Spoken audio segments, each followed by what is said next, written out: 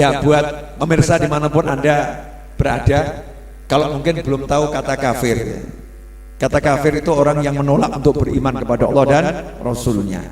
Ya, bukan untuk mengatakan itu kasar atau tidak. Itu bahasa Arab. Di Al-Quran ya ada, Qul ya ayyuhal kafirun. Jadi kalau Anda nggak mau pakai kata kafir, ya jangan baca Al-Quran. Karena Al-Quran ya pakai kata kafir. Kita bilang kafir bukan untuk merendahkan siapapun, tidak seperti itu.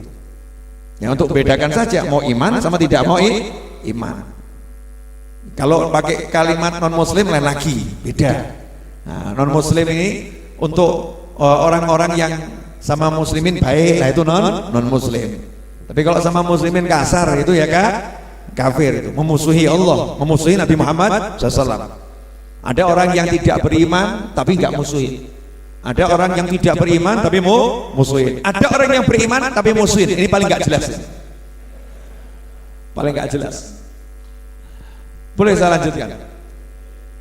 Jadi bagaimana perlakuan Nabi pada orang-orang yang musuhin, orang-orang kafir tadi yang musuhin Nabi Muhammad SAW. Jadi kalau yang nggak musuhin namanya non muslim. Tapi kalau yang musuhin kafir itu. Musuhin.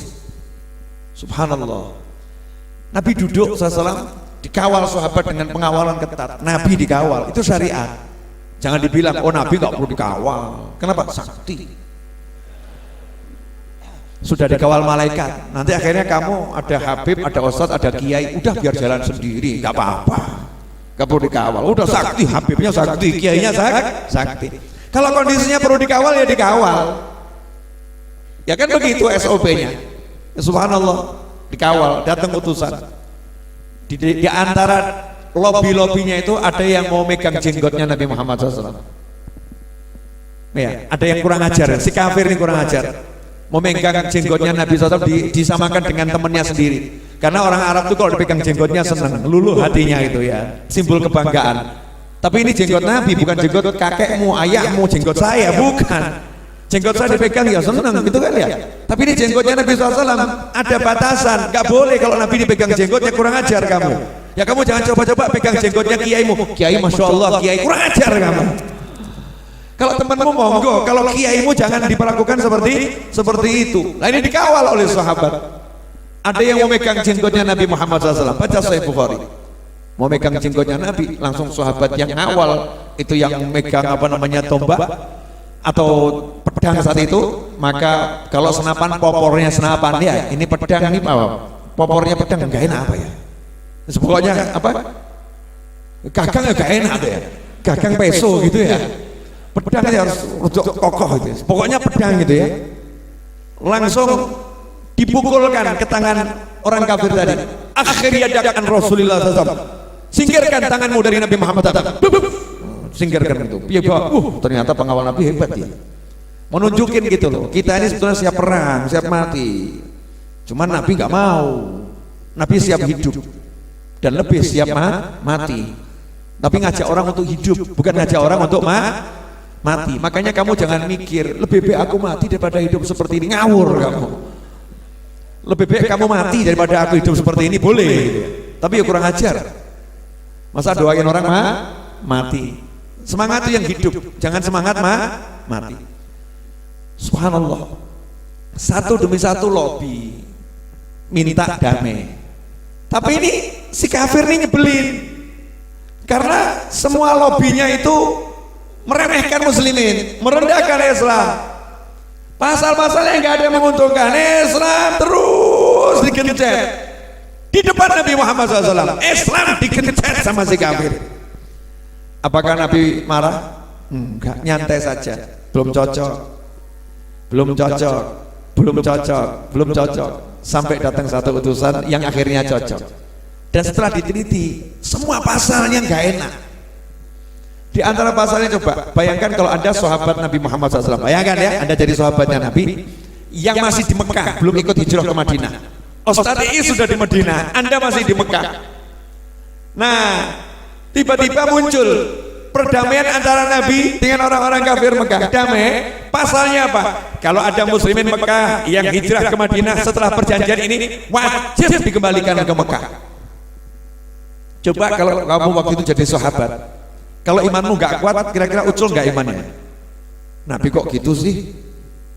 Ya Rasulullah gimana? Kok kami nggak dibela haknya? Justru kok mementingkan kaum yang musuhin kami kalau imannya nggak kuat. Tapi ini sahabat Nabi Muhammad SAW imannya luar biasa. Pasti Rasulullah SAW udah memikirkan semuanya. Ini pasal nggak menguntungkan. Bahkan tanda tangan Muhammad Rasulullah. Si kafir nggak mau pakai Rasulullah yang bela Rasulullah. Muhammad putra Abdullah, gitu saja. Sayyidina Ali disuruh menghapus. Sayyidina Ali juga mengatakan, saya tidak mau hapus. Kenapa? Saya iman beliau Rasulullah. Kalau kamu nggak iman beliau Rasulullah, saya iman beliau Rasulullah. Kamu nggak mau nulis, saya nggak mau hapus. Wah, yang satu nggak mau nulis, yang satu nggak mau hapus. Nabi Muhammad SAW nanya sama Sayyidina Ali, mana tulisan Rasulullah? Tunjukkan ke saya. Ditunjukkan yang ini. Dihapus sendiri oleh Nabi Muhammad SAW. Yang penting damai. Ya, walaupun pangkat gak disebut gak jadi masalah. Rasul berkata, Ana Muhammad bin Abdullah wa ana Rasulullah. Aku putranya Abdullah, tapi aku juga Rasulullah. Dihapus. Ya, kamu nggak ngakuin nggak jadi masalah, nggak paten gitu ya. Kalimatnya itu nggak penting gitu loh, hapus saja. Yang penting damai. Orang sekarang dapat undangan, hajinya nggak disebut marah. Masya Allah. Marganya nggak disebut kepada Bapak Novel. Terusnya nggak disebut marah.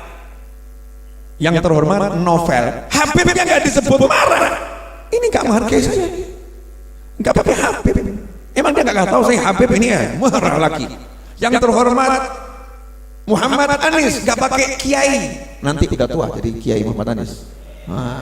Lihat, nggak pakai Kiai marah. Ini nggak hargain saya. Saya ini pimpinan majelis Kiai, nggak ditulis ini. Nabi SAW nggak begitu.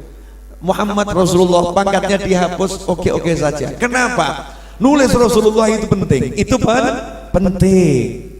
Tapi menciptakan perdamaian itu jauh lebih penting. Sahabat hijrah itu penting. Tapi damai dan semua orang aman itu jauh lebih penting.